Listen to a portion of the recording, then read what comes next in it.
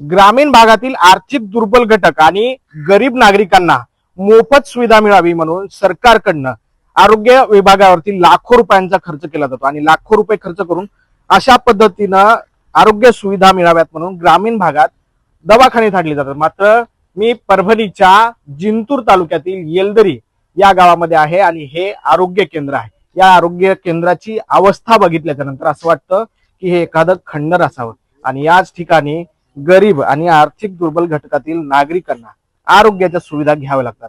खरं तर हा मतदारसंघ जो आहे हा मतदारसंघ आहे सार्वजनिक आरोग्य मंत्री मेघनाताई बोर्डीकर यांचा, भाजपच्या नेत्यांचा हा मतदारसंघ आहे आणि या ठिकाणी बघा हजारो रुपये खर्च करून अशा पद्धतीनं फिल्टर लावण्यात आलं होतं, मात्र फिल्टरला पाणीच येत नाही।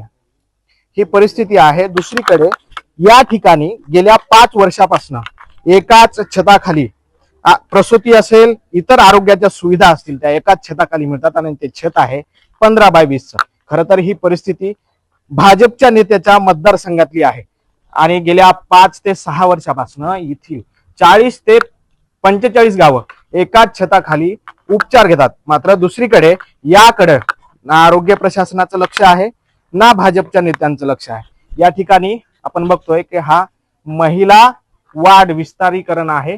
या ठिकाणी ओपीडी पाहिली जाते आणि ही जी रूम आहे या एका छताखाली आयपीडी असेल, प्रसूतीची व्यवस्था असेल ती करण्यात आलेली आहे। खरं तर या ठिकाणी रात्रीला डॉक्टर देखील उपलब्ध राहत नसल्याच्या तक्रारी गावकरी करतात। मी मधात जातोय आणि या ठिकाणी अशा पद्धतीनं या रूम मध्ये एकाच छताखाली सगळ्या सुविधा या ठिकाणच्या नागरिकांना घ्याव्या लागतात। याच ठिकाणी प्रसूती होते, याच ठिकाणी सर्जिकल वार्ड स्थापन करून ऑपरेशन केले जातात, याच ठिकाणी पॅथॉलॉजी आहे आणि याच ठिकाणी आयपीडी देखील पाहिली जाते। आपल्यासोबत डॉक्टर आहेत। किती वर्षापासून ही सगळी अवस्था आहे? हे 5-6 वर्षापासून चालू आहे। बरं, हे जे डिस्मेंटल बिल्डिंग चालू आहे, जेव्हापर्यंत डिस्मेंटल बिल्डिंग नवीन होत नाहीये तोपर्यंत हे रूम वापरावं लागेल। बरं, किती वर्षापासून हे सगळं काही या ठिकाणी चालतं? 5-6 वर्षापासून चालू आहे। बरं, या ठिकाणी याच छताखाली एकाच छताखाली सगळ्यांना आरोग्याच्या सुविधा दिल्या जातात? बाजूला ओपीडी आहे, औषध आहे आणि इथे आयपीडी आहे, डिलिव्हरी वार्ड आहे आणि इथे ऑप्थल्मॉलॉजिस्ट आहे। बरं, एकाच छताखाली सगळं स्थापन हो, करावं, बाकी खोल्या नाही आहेत? नाही, काय नाही, रूमही नाही। बरं, दवाखान्यासंदर्भात प्रस्ताव वगैरे दिला होता? सर्व दिलेलं आहे।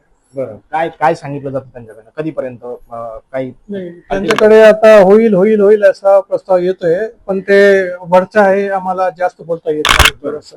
आणि या ठिकाणी अँब्युलन्सची काय व्यवस्था आहे?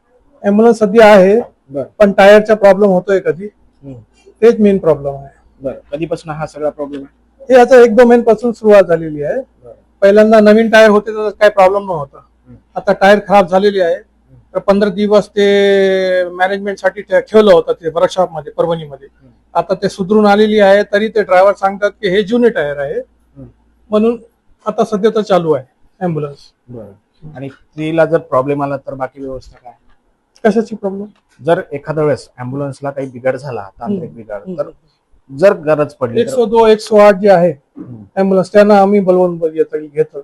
बरं, अशा तक्रारी येतात की या ठिकाणी स्टाफ उपस्थित राहत नाही, स्टाफ म्हणजे फक्त एचएच प्रॉब्लेम आहे। एचए जे मेन राहतात ते त्यांना रूम नाही आहे, इथे बिल्डिंगच नाही ना, तर ज्यांना जिथे रूम आहे ते राहतात इथे। बाकी ज्यांना रूम नाही आहे ते सांगतात की आम्हाला इथे रूम नाही, आम्ही कसे राहणार इथे। कितीचा स्टाफ राहतो इथे? तर बाकी सर्व आहे, LHV आहे, 2 ANM रात्री राहतात जो परमनंट आहे, डॉक्टर आहे, LHV आहे, HA आहे, बाकी फार्मासिस्ट आहे, फार्मसी इथे राहतात, सर्व इथे राहतात। काय अडचणी येत आहेत गावकरी? आज आपण या प्राथमिक आरोग्य केंद्र येलदरी येथे आहात। आपण जर पाहिलं की प्राथमिक आरोग्य केंद्र येलदरी येथे एकाच छताखाली सर्व दवाखाना चालवला जातो। इथंच ब्लड लॅब आहे, इथंच प्रसूतीगृह आहे आणि इथंच रुग्णांना उपचार देखील केला जातो। विशेष सांगायचं म्हणजे या संबंधात आम्ही अनेक वेळा तक्रारी करून देखील वैद्यकीय विभागाने यावर दुर्लक्ष केलेलं आहे। जवळपास 40 गावांमधल्या रुग्णांना सर्पदंश असेल किंवा इतर काही गोष्टी असतील, या बेसिक गोष्टी देखील इथे उपलब्ध नाहीत, ज्यासाठी लागणाऱ्या व्हॅक्सिन इथे उपलब्ध नाहीत। आम्ही अनेक वेळा प्रशासनाला विचारणा केली। राज्य महामार्गावरचा हा प्राथमिक आरोग्य केंद्र असल्यामुळे अपघाताचं देखील प्रमाण इथे जास्त आहे, परंतु या स्टाफ पैकी वैद्यकीय अधिकारी सोडून इतर ज्या महिला कर्मचारी आहेत किंवा इतर जे कोणी कर्मचारी असतील ते इथे कायम गैरहजर असतात। आणखीन काय समस्यांचा सामना करावा लागतो?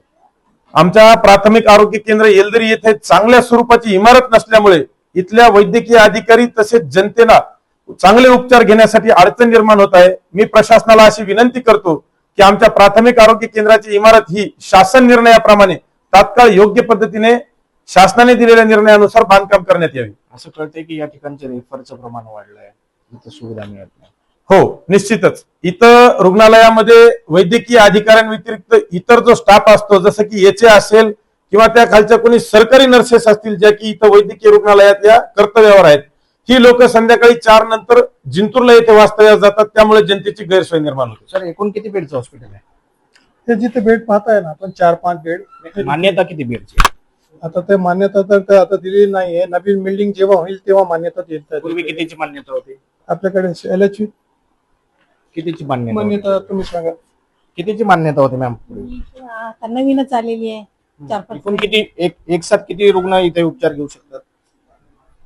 इथं 50 बेडचं होतं. 50 खाटांचा पहिलं पूर्वी होता. आता किती रुग्ण उपचार घेऊ शकतात? इथं 7-8 घेऊ शकतात. बरं, आता किती कॉट आहेत? बेड किती आहेत? 4. 4 बेड आहेत. 8 रुग्ण उपचार घेऊ शकतात. बघा, ही परिस्थिती आहे. पूर्वी या ठिकाणी 50 खाटांचं हॉस्पिटल होतं, मात्र आता 4 खाटांवरती या ठिकाणी 40 गावांचा हा भार आरोग्याचा दिलेला आहे. आणि या ठिकाणची ही परिस्थिती आहे, अवस्था आहे. या ठिकाणचे शौचालय नाही आहेत. रात्रीला ज्यावेळेस प्रसूती साठी इथे महिला येतात त्यांच्या कुठल्याही भौतिक सुविधा या ठिकाणी उपलब्ध नाही आहेत. या ठिकाणी ज्या परिस्थितीमध्ये लोक उपचार घेण्यासाठी येतात त्यांच्या राहण्याची, या ठिकाणी उपचार घेण्याची सुद्धा व्यवस्था नाही. आणि ही सगळी परिस्थिती आहे ज्या भाजपच्या सार्वजनिक आरोग्य मंत्री मेघनाताई बोर्डीकर आहेत त्यांच्या मतदारसंघातली अवस्था आहे. आणि गेल्या 5 ते 6 वर्षापासून याच ठिकाणी 40 गावांचे लोक या ठिकाणी येऊन आपले उपचार घेतात. मात्र उपचार व्यवस्थित मिळत नसल्यानं रात्री बेरात्री त्यांना पायपीट करावी लागते. दुसरी गोष्ट, या ठिकाणी अनेक रुग्णांना आपला जीव गमवावा लागलेला आहे. आता ही परिस्थिती पाहिल्याच्या नंतर तरी भाजपच्या मंत्र्यांना जाग येते का हे पाहणं महत्वाचं ठरणार आहे. कॅमेरापर्सन सुदर्शन पाटील सह TV9 मराठी परभणी.